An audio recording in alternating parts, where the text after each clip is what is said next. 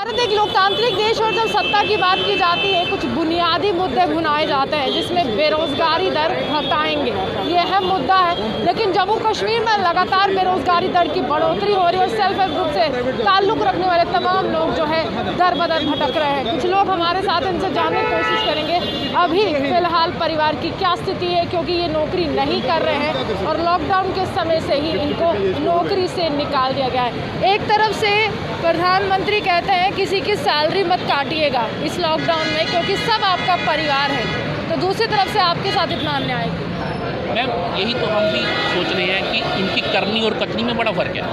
प्रधानमंत्री साहब कहते हैं कि आत्मनिर्भर भारत को बनाना है, जब जो ऑलरेडी आत्मनिर्भर थे, क्वालिफाइड यूथ थे, टेक्नोक्रेट्स थे, जो नेशन को बिल्डअप करते हैं, उन्हीं को without any reason, without any कोई भी सोल्यूशन, मतलब उनको उनके हाल पे छोड़ दिया गया। रातों रात एक छोटा सा ऑर्डर निकाल करके उनको बेरोज़गार कर दिया गया। इससे आप भी सारे बुद्धिजीव हैं। अब जितने भी ये इंजीनियर्स हैं 2005 से 4-5 से ये ग्रुप बना करके काम कर रहे हैं, ऑलमोस्ट सारे ओवरेज हो गए हैं। अब इस उम्र में वो कहाँ जाएंगे?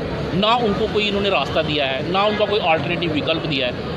सिर्फ वो 2 लाइन का ऑर्डर निकाल करके सबको उनके स्टेक पे छोड़ दिया है कि आप कहीं भी जाएं। आज दिन तक हमारे जितने भी ब्यूरोक्रेट से हमने मिलने की कोशिश की, या जितने भी लीडरशिप से मिलने की कोशिश की, किसी ने भी सेटिस्फैक्ट्री जवाब हमें नहीं दे पाए। और हम ये कहते हैं कि खुला दरबार लगा दिया जाए, हमारे भी रिप्रेजेंटेटिव ले आए, ब्यूरोक्रेट्स को भी ले आए, जो और जिन्होंने ये ऑर्डर को वॉलिश किया है उनको भी ले आए।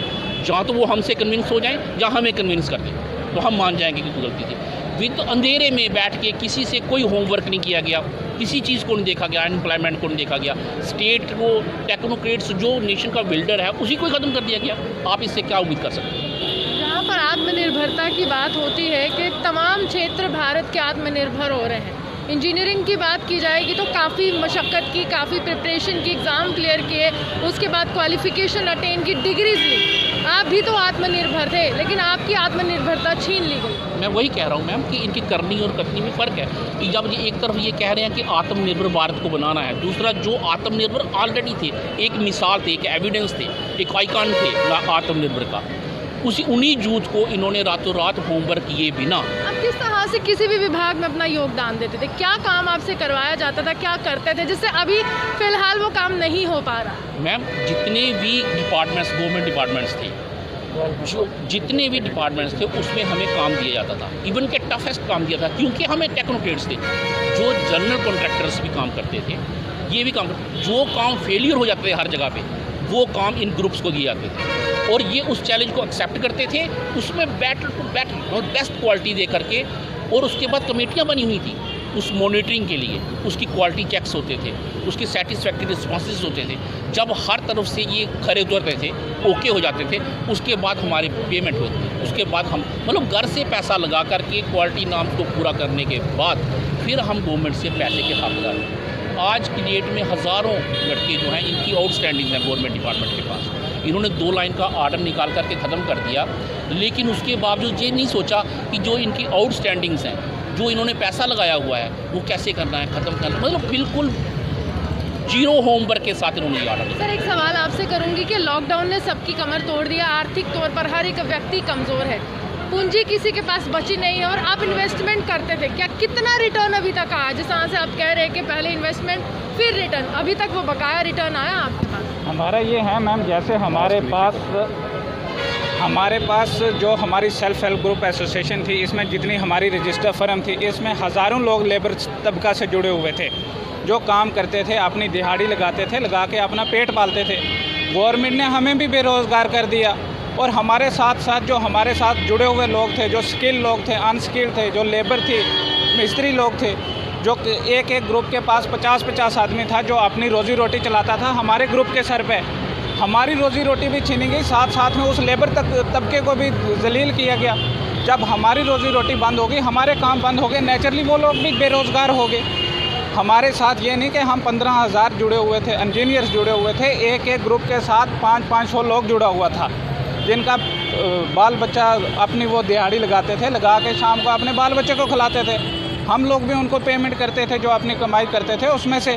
साथ साथ में हमारी करोड़ों रुपए की जो पेमेंट थी वो फंसी हुई है गवर्नमेंट के पास। इन्होंने ना किसी हमारे स्टेट रिप्रेजेंटेटिव को चूज़ किया, ना हमारे लेबर डिपार्टमेंट जिसके अंडर हम रजिस्टर्ड होते थे उनमें से किसी को चूज़ किया। बिना किसी के सलाह लिए हुए, बिना किसी मशवरा के लिए ब्यूरोक्रेट्स ने अपनी मनमानी करते हुए कि आप तमाम लोग अपने परिवार का संचालन कैसे करें, क्योंकि ये एक ऐसी स्थिति है कि पैसे नहीं बचे हैं, करोड़ों रुपया फंस चुका है और नौकरी नहीं है, तो परिवार कैसे चला रहे हैं?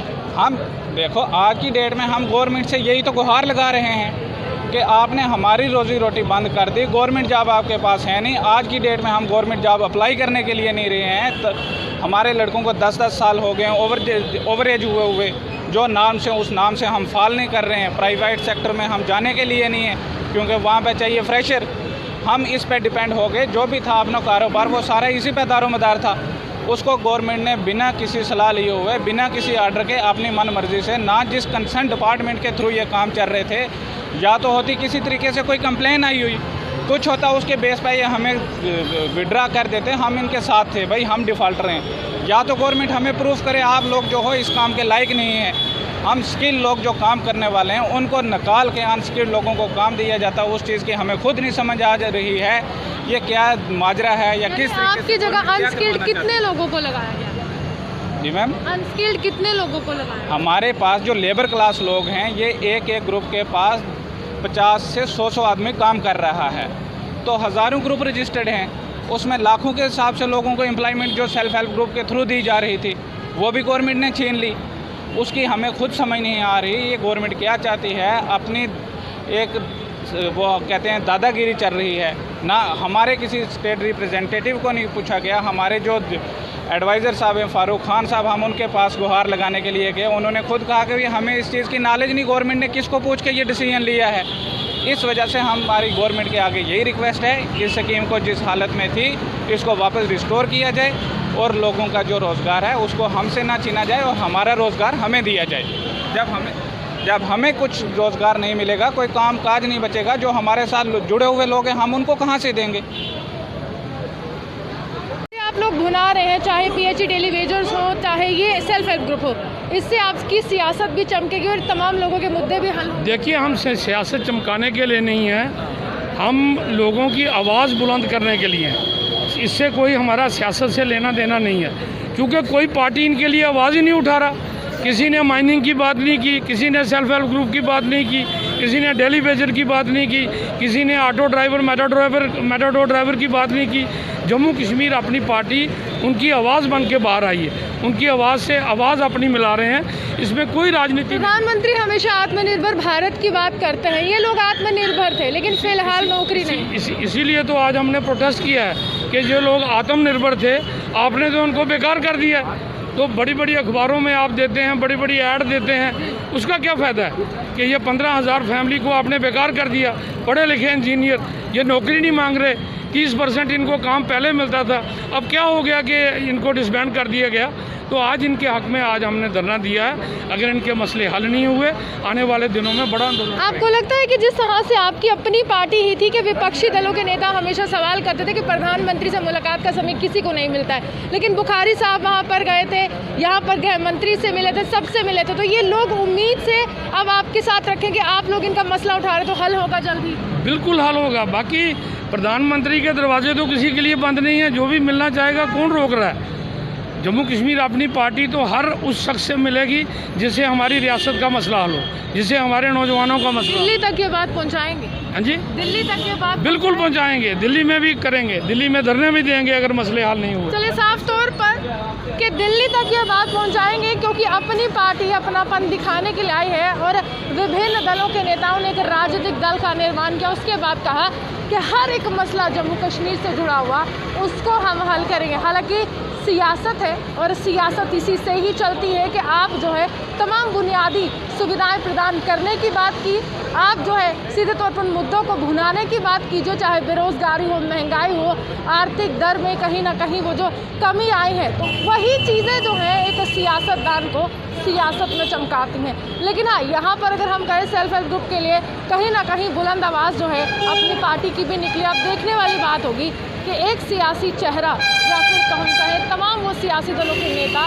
जिन्होंने एक सियासी दल का निर्माण किया, वो किस तरह से इन तमाम मुद्दों को भुनाते हुए दिल्ली तक आवाज़ पहुंचाते हैं, यानी कि केंद्र तक आवाज़ पहुंचाते हैं। क्योंकि एक ऐसा राजनीतिक दल जिन्होंने गृह मंत्री से मुलाकात की, प्रधानमंत्री से मुलाकात की, उसके बाद कहा कि हम पर विश्वास कीजिए। इसी के साथ जर्नलिस्ट पारस के साथ मैं रूहानी आपसे गालिब नमस्कार।